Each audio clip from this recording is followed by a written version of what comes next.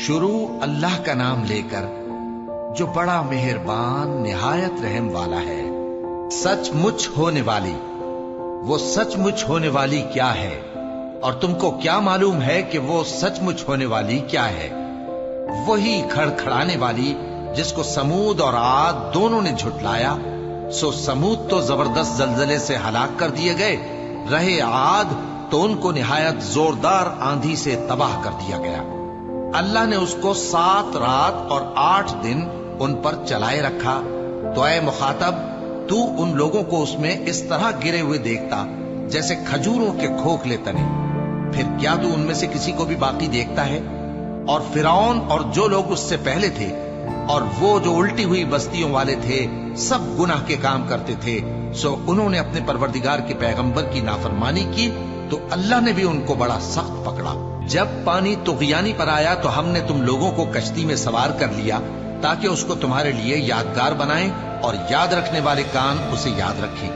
پھر جب سور میں ایک بار پھونک مار دی جائے گی اور زمین اور پہاڑ دونوں اٹھا لیے جائیں گے، پھر ایک بار ہی توڑ پھوڑ کر برابر کر دیے جائیں گے، تو اس روز ہو پڑنے والی یعنی قیامت ہو پڑے گی، اور آسمان پھٹ جائے گا تو وہ اس دن کمزور ہوگا، اور فرشتے اس کے کناروں پر ہوں گے، اور تمہارے پروردگار کے عرش کو اس روز 8 فرشتے اپنے اوپر اٹھائے ہوں گے۔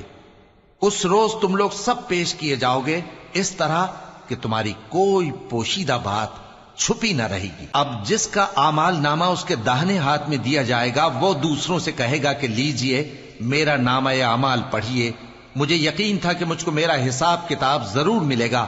پس وہ شخص من مانے عیش میں ہوگا، یعنی اونچے باغ میں جس کے میوے جھکے ہوئے ہوں گے۔ ان سے کہا جائے گا کہ جو اعمال تم ایام گزشتہ میں آگے بھیج چکے ہو ان کے عوض مزے سے کھاؤ اور پیو۔ اور جس کا نامہ اعمال اس کے بائیں ہاتھ میں دیا جائے گا تو وہ کہے گا اے کاش مجھ کو میرا اعمال نامہ نہ دیا جاتا اور مجھے معلوم نہ ہوتا کہ میرا حساب کیا ہے۔ اے کاش موت میرا کام تمام کر چکی ہوتی، آج میرا مال میرے کچھ بھی کام نہ آیا، مجھ سے میرا اقتدار جاتا رہا۔ حکم ہوگا کہ اسے پکڑ لو، اب اسے طوق پہنا دو، پھر دوزخ کی آگ میں اسے جھونک دو، پھر زنجیر سے جس کی لمبائی 70 گز ہے جکڑ دو۔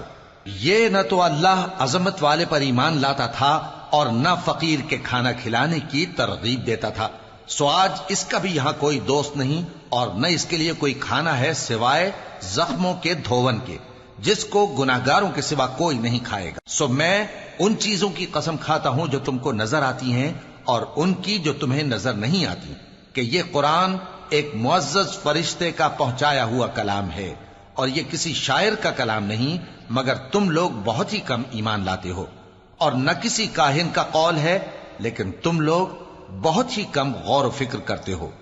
یہ رب العالمین کا اتارا ہوا ہے۔ اور اگر یہ پیغمبر ہماری نسبت کوئی بات جھوٹ بنا لاتے تو ہم ان کا داہنا ہاتھ پکڑ لیتے، پھر ان کی رگے گردن کاٹ ڈالتے، پھر تم میں سے کوئی ہمیں اس سے روکنے والا نہ ہوتا۔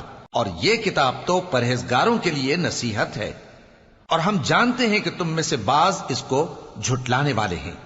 نیز یہ کافروں کے لیے موجب حسرت ہے، اور کچھ شک نہیں کہ یہ یقین کرنے کے لائق ہے۔